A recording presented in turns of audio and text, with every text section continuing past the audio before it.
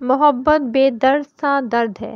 Novel خاتون نے اپنے ہینڈ بیگ سے نکالا ہی تھا، اس خاتون کے ساتھ بیٹھے ہوئے لڑکے کے چہرے پر طنزیہ مسکراہٹ آ ٹپکی۔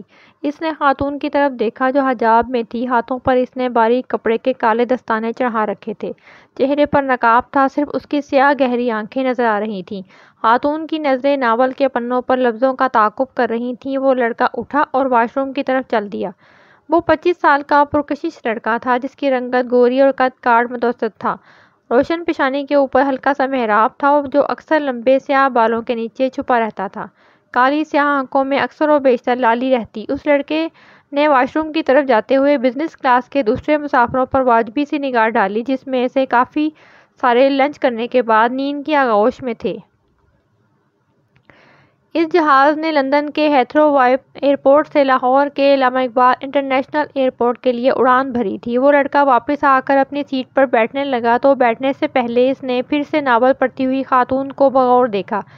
اس خاتون کی عمر 35 کے آس پاس تھی۔ وہ اپنی دھن میں مگن ناول پڑھ رہی تھی۔ وہ نوجوان سونا چاہتا تھا پر اسے ناول پڑھتی ہوئی خاتون کی لائٹ سے الجھن ہو رہی تھی۔ پائلٹ نے مسافروں کے آرام کو ملحوظ خاطر رکھتے ہوئے روٹین میں جلنے والی کافی ساری لائٹس آف کر دی تھیں۔ خاتون نے ناول کے اگلے صفحوں کو بڑے سلیقے سے پلٹا۔ لڑکے کی نظر اس کے ہاتھوں پر تھی جس کا اندازہ خاتون کو ہو چکا تھا۔ لڑکے کی بے چینی بھی اس نے بھانپ لی تھی۔ بھائی، آپ کو میری وجہ سے کوئی پریشانی ہے؟ خاتون نے نفیس آواز کے ساتھ پوچھا تھا۔ خاتون کا لب و لہجہ اور طرز تکلم نہایت عمدہ تھا۔ تھوڑی سی روشنی میں بھی میری نیند اڑ جاتی ہے۔ لڑکے نے سنجیدگی سے اپنی پریشانی بیان کر دی۔ خاتون کے رخسار پر میٹھی مسکراہٹ نمودار ہوئی۔ اس نے بائیں ہاتھ میں ناول سنبھالا اور دائیں ہاتھ کی شہادت والی انگلی سے لائٹ کا بٹن آف کر دیا۔ میرے خیال میں تو نیند کا تعلق دل کے سکون سے ہے۔ دل مطمئن ہو تو کہیں بھی نیند آ جاتی ہے۔ خاتون نے لائٹ آف کرنے کے بعد نوجوان کے چہرے کا جائزہ لیتے ہوئے اپنی رائے دی تھی۔ کسی کے مزاج کا تعلق سکون یا بے سکونی سے نہیں ہوتا۔ میں بڑا مطمئن اور پرسکون ہوں۔ نوجوان نے بھی خاتون کی طرف بغور دیکھ کر جواب دیا۔ خاتون کے ہونٹوں پر نوجوان کی بات سن کر پھر سے ہلکا سا تبسم آیا تھا۔ بھائی، میں نے آپ کی بات نہیں کی تھی۔ خیر، آپ آرام کرو۔ خاتون نے سیٹ کی پشت کے ساتھ ٹیک لگائی اور کھلی آنکھوں سے اوپر دیکھنے لگی۔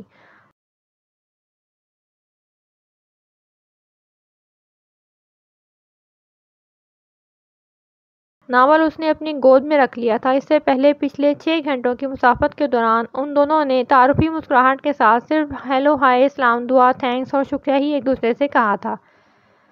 خاتون کی گود میں پڑے ہوئے ناول نے ایک دفعہ پھر سے نوجوان کی توجہ حاصل کر لی تھی۔ آپ بھی اس طرح کے ناولز پڑھتی ہیں؟ نوجوان نے سونے کی بجائے سوال پوچھ لیا۔ خاتون اس کی آواز پر چونکی اور اس کی طرف دیکھ کر پوچھا، کس طرح کے؟ مطلب میں سمجھی نہیں۔ اب کی بار خاتون کے چہرے پر سنجیدگی تھی۔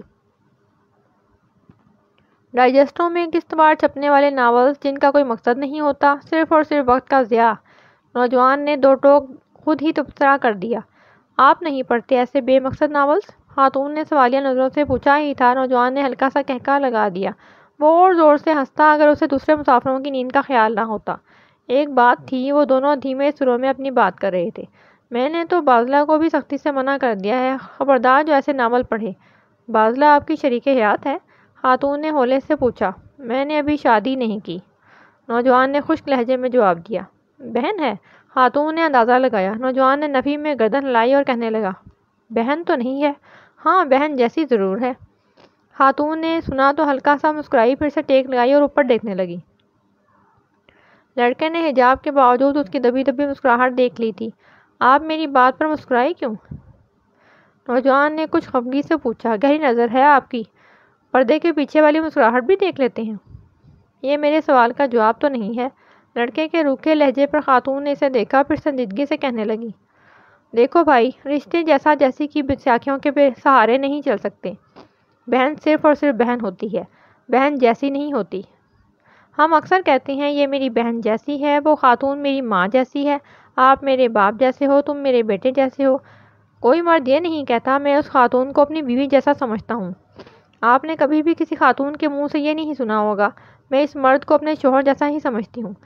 اب آپ نے طے کرنا ہے باذلہ آپ کی بہن ہے یا نہیں ہے۔ جیسی کو بیچ میں سے نکال دو۔ ویسے تو میں جلدی ہار نہیں مانتا، بہت ضدی ہوں، پر آپ کی بات دل کو لگی۔ میں اقرار کرتا ہوں بازلہ میری بہن ہے۔ دونوں کے ہونٹوں نے مسکراہٹ کا مزہ لوٹا۔ وہ لڑکا اس ساری گفتگو کے دوران پہلی بار مسکرایا تھا۔ آپ تو فوراً رشتہ بنا لیتی ہیں۔ آپ کب سے مجھے بھائی کہہ رہی ہیں؟ بھائی مجھے کہاں آتے ہیں رشتے بنانا۔ خاتون نے اپنی گود پر پڑے ہوئے ناول پر ایسے ہاتھ پھیرا جیسے وہ کوئی مقدس چیز ہو اس کی نظر میں۔ اس کے بعد خاتون نے اپنے پہلو میں پڑے ہوئے ہینڈ بیگ میں وہ ناول رکھ دیا۔ لڑکے نے اس سارے عمل کو بڑے غور سے دیکھا تو دل کی بات زبان پر لے آیا۔ لگتا ہے آپ کو اس ناول سے خاص لگاؤ ہے۔ خاتون نے بغیر تعامل کے کہا۔ کوئی خاص وجہ؟ یہ میری ہی کہانی ہے، خاتون نے نظریں جھکائے ہی کہہ دیا۔ بازلہ کی بھی اس ناول کو پڑھنے کے بعد آپ جیسی ہی رائے تھی۔ کہنے لگی، بھائی یہ ناول پڑھ کر مجھے ایسا لگا جیسے یہ میری کہانی ہو۔ نمل حیدر اس کی پسندیدہ رائٹر ہے۔ بازلہ کے پاس اس رائٹر کے سارے ناول موجود ہیں۔ لڑکا بڑے ذوق و شوق سے بازلہ کی باتیں خاتون کو سنا رہا تھا، حالانکہ وہ چرب زبان بالکل بھی نہیں تھا۔ نمل حیدر آپ کی بہن بازلہ کی تو پسندیدہ رائٹر ہے، اور آپ کی؟ خاتون نے اشتیاق سے پوچھا۔ بزنس مین ہوں، شعر و شاعری اور ادب سے بالکل لگاؤ نہیں ہے۔ کتابیں پڑھتا ضرور ہوں مگر یہ فضول قسم کی نہیں۔ اردو ادب اور شعر و شاعری کو آپ فضول سمجھتے ہیں؟ یس، ہمارا سارا ادب صرف دو لفظوں کے گرد گھومتا ہے، محبت اور عشق۔ جہاں تک شاعری کی بات ہے وہ ہجر اور درد کے سہارے چل رہی ہے۔ دوسرے رائٹرز کی ابھی بات نہیں کرتے، آپ نمل حیدر کو ہی لے لیں، سارے کے سارے ناول محبت پر ہی لکھ ڈالے۔ خاتون غور سے لڑکے کی باتیں سن رہی تھی۔ آپ نمل حیدر کے خلاف ہیں یا محبت کے؟ خاتون نے شائستگی سے پوچھا۔ دونوں کے۔ محبت ایک ایسا لفظ ہے جس کا سہارا لے کر دنیا میں سب سے زیادہ دھوکہ دیا جاتا ہے، لڑکے نے تلخی سے جواب دیا۔ خاتون اس کی جذباتی پن سے لطف اندوز ہو رہی تھی۔ محبت کی مخالفت تو سمجھ آ گئی، آپ کے بقول محبت دھوکے کا سبب بنتی ہے۔ نمل حیدر کے کیوں خلاف ہو؟ خاتون نے بڑے مزے سے پوچھا۔ وہ خیالی کردار تخلیق کر کے محبت کی وکالت کرتی رہتی ہے، لڑکے نے کسی ضدی بچے کی طرح جواب دیا۔ نمل حیدر نے صرف وہ کردار تخلیق کیے ہیں جو ہمارے ارد گرد معاشرے میں موجود ہیں۔ وہ کرداروں کو سوچتی نہیں ہے بلکہ دیکھتی ہے، جو اسے دکھائی دیتا ہے ویسے ہی وہ لکھ دیتی ہے۔ خاتون نے یقین کامل سے کہا۔ آپ تو ایسے بات کر رہی ہیں جیسے آپ نمل حیدر کو جانتی ہیں۔ محبت بے درد سا درد ہے، وہی ناول ہے نا جس میں لڑکا اور لڑکی ایک دوسرے کی خاطر جان دے دیتے ہیں؟ جی ہاں۔ امپاسبل اردو میں کیا کہتے ہیں؟ ہاں یاد آیا۔ عقل سلیم اس بات کو ماننے کے لیے تیار نہیں، یہ بات میری سمجھ سے تو باہر ہے، لڑکا جذباتی انداز میں بولا۔ جو سمجھ میں آ جائے وہ بات کہلاتی ہے، جو نہ آئے اسے محبت کہتے ہیں، خاتون نے کسی دانشور کی طرح جواب دیا۔ وہ کچھ توقف کے بعد دوبارہ گویا ہوئی۔ ماں کی ممتا کو آپ کیسے سمجھ سکتے ہیں؟ اس نے عجیب نظروں سے خاتون کی طرف دیکھا اور کچھ دیر دیکھتا رہا، پھر ایئر ہوسٹس کو بلانے کے لیے بیل بجائی۔ ایئر ہوسٹس آئی، لڑکے نے اس سے پانی منگوایا، وہ پانی لائی، لڑکے نے ایک ہی سانس میں سارا پانی ختم کر دیا تھا۔ آپ نے جواب نہیں دیا؟ خاتون نے سوالیہ نظروں سے لڑکے کی طرف دیکھا۔ وہ گردن جھکائے ہوئے تھا اور اس کی نظریں مٹر گشت کر رہی تھیں۔ ماں کی ممتا کو چھوڑیں، آپ یہ بتائیں نمل حیدر کو کیسے جانتی ہیں؟ لڑکے نے شعوری طور پر بات گول کر دی تھی۔ خاتون نے جانچنی نظروں سے اس کی طرف دیکھا اور کچھ سوچ میں پڑ گئی۔ چند لمحوں کے بعد کہنے لگی، میرا ماننا ہے کہ رائٹر کی تحریریں اس کی شخصیت کی عکاسی کرتی ہیں۔ میں نمل حیدر کو اس کی تحریروں کے توسط سے جانتی ہوں۔ معاف کیجیے گا، آپ کی نمل حیدر خود بھی ایک کریکٹر ہی ہیں، لڑکے نے پھر سے اپنی رائے دے دی۔ وہ کیسے؟ خاتون نے عجلت میں پوچھا۔ دیکھیں نا، سوشل میڈیا کے دور میں اتنی بیکورڈ ہے، ٹی وی پر نہیں آتی، کوئی تصویر نہیں ہے اس کی، بازلہ بیچاری گوگل پر سرچ کرتی رہتی ہے۔ وہ اس کی نجی زندگی ہے، جیسے چاہے گزارے، خاتون نے سنجیدگی سے جواب دیا۔ وہ طنز سے مسکرایا۔ محبت پر لکھنے والی محبت کو نہیں سمجھتی، اسے چاہیے لوگوں سے ملے، لوگ اسے ٹی وی پر دیکھنا چاہتے ہیں، اس کی باتیں سننا چاہتے ہیں، اس کے ساتھ تصویریں بنوانا چاہتے ہیں، لوگ محبت کرتے ہیں اس سے۔ محبت میں دیکھنے کی شرط نہیں ہوتی، وہ اپنے چاہنے والوں سے جو کہنا چاہتی ہے اپنے ناولوں میں لکھ دیتی ہے، یہ محبت کی ایک الگ اور مختلف صورت ہے۔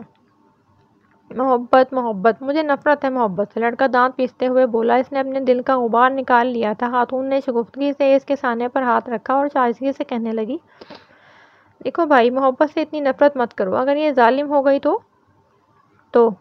تو یہ کہ جو اس کے جتنا خلاف ہوتا ہے یہ اس سے اتنے ہی طوائف کرواتی ہے، یا اپنے حضور۔ خاتون نے نصیحت کی طرز پر اپنا نقطہ نظر پیش کیا۔ لڑکے نے اس کی بات سن کر اپنی آنکھیں موند لیں۔ کچھ پل دونوں اطراف خاموشی چھائی رہی۔ ہم بغیر تعارف کے گھنٹہ بھر سے باتیں کیے جا رہے ہیں۔ میں مزمل بیگ ایکسپورٹر ہوں، لیدر گڈز اور ٹریک سوٹ کی فرانس، جرمنی اور UK ایکسپورٹ کرتا ہوں۔ لاہور میں 2 فیکٹریاں ہیں اور میں نمل حیدر رائٹر ہوں، کئی ناول لکھ چکی ہوں۔ نمل نے مزمل کے انداز میں ہی خود کا تعارف کروایا۔ مزمل بیگ حیرت میں مبتلا تھا، وہ گھنٹہ بھر سے جس خاتون کی مخالفت کر رہا تھا وہ اس کے ساتھ ہی بیٹھی تھی۔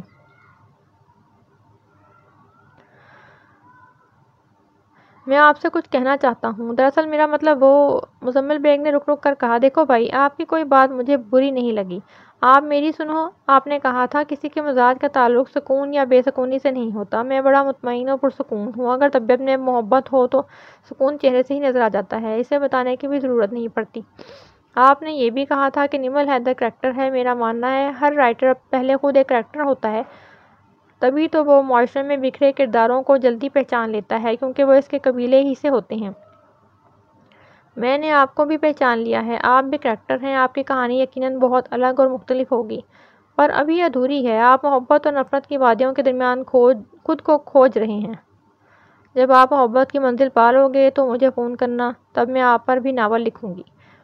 میرے ناول محبت بے درد سا درد ہے کہ کرداروں پر بھی آپ کو اعتراض تھا۔ آپ کے خیال میں وہ کردار خیالی ہیں، حقیقت میں ایسا تھوڑی ہوتا ہے۔ رفعت اور رمیز کو میں نے خود اپنی آنکھوں سے دیکھ کر لکھا تھا، صرف ان کے نام تبدیل کیے تھے، باقی سب کچھ حقیقت ہی تھا۔ نمل حیدر نے بڑے سلیقے سے بات کی تھی۔ مزمل بیگ نے اس کی بات کو پوری توجہ دی۔ نمل حیدر نے اپنے ہینڈ بیگ سے اپنا لیڈیز وائلٹ نکالا، اس میں سے اپنا وزٹنگ کارڈ نکال کر مزمل بیگ کو تھما دیا تو اس نے چپ چاپ ہی تھام لیا۔ نمل حیدر سلیقے سے پھر بول پڑی، میں آپ کو ڈائجسٹوں میں چھپنے والے درجنوں ناولز کے نام بتا سکتی ہوں جن کو پڑھ کر ہزاروں افراد کی زندگیوں میں تبدیلی آئی ہے۔ جس تحریر کو پڑھ کر بھٹکے ہوئے رستے پر آ جائیں اسے وقت کا ضیاع کہنا ناانصافی ہی ہوگی۔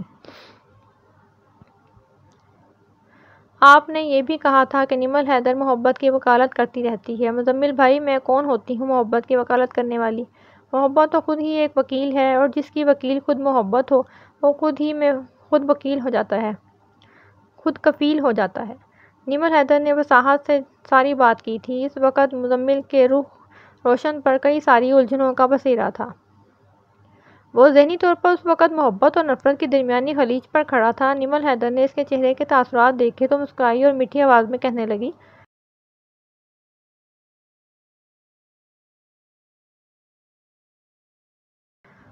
مزمل بھائی، آخری بات ماں کا ذکر ہوتے ہی آپ کے چہرے کے خط و خال تبدیل ہو گئے تھے، ایسا کیوں تھا؟ میں یہ تو نہیں پوچھوں گی، آپ کا نجی معاملہ ہے۔ چند دن پہلے ایک نئے رائٹر کا ناول پڑھنے کا موقع ملا، اس نے ایک لائن بڑی اچھی لکھی تھی، ماں جیسی بھی ہو جنت میں موسیٰ کا پڑوسی بنا دیتی ہے۔ حسین اتفاق ہے، آپ کا نام میم سے شروع ہوتا ہے، ماں اور محبت بھی میم سے ہی ہے۔ مجھ سے ایک دفعہ ایک فین نے ای میل کے ذریعے پوچھا، نمل آپ ہی محبت کا مطلب تو بتائیں۔ میں چند دن سوچتی رہی، پھر مجھے جواب مل گیا، محبت کا مطلب ہے ماں اور ماں کا مطلب ہے محبت۔ انشاءاللہ تھوڑی دیر میں ہم لاہور کے علامہ اقبال انٹرنیشنل ایئرپورٹ پر اترنے والے ہیں۔ حفاظتی بیلٹ باندھ لیجیے اور کرسی کی پشت سیدھی کر لیں۔